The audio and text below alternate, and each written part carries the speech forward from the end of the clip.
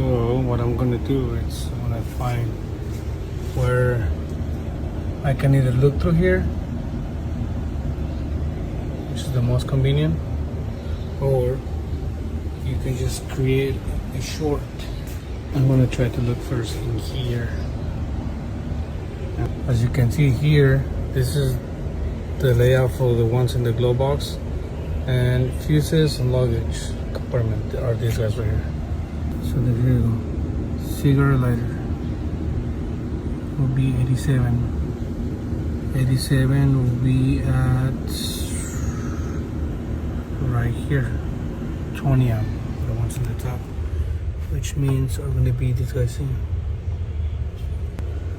The 220s right there. So what I did is put the key on, ignition on. That way the cigarette port will be on.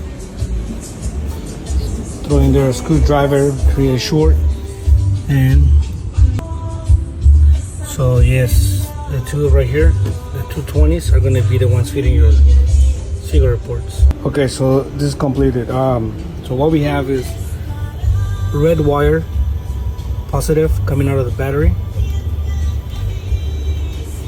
all the way back to the fuse box.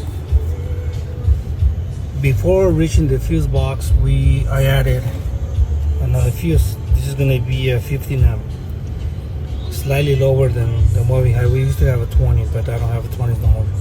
But I wouldn't recommend going anywhere over 20 amp. Just keep it at 20 if that's what you had. So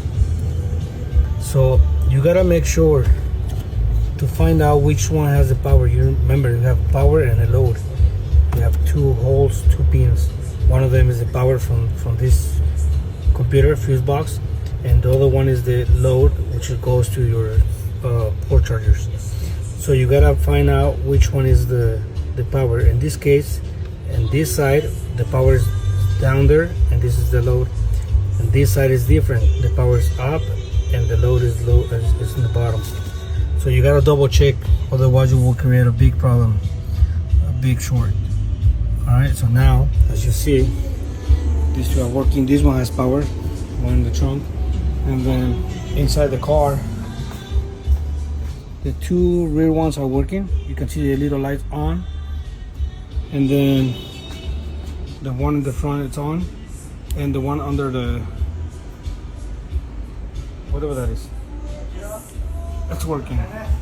So this is what I wanted.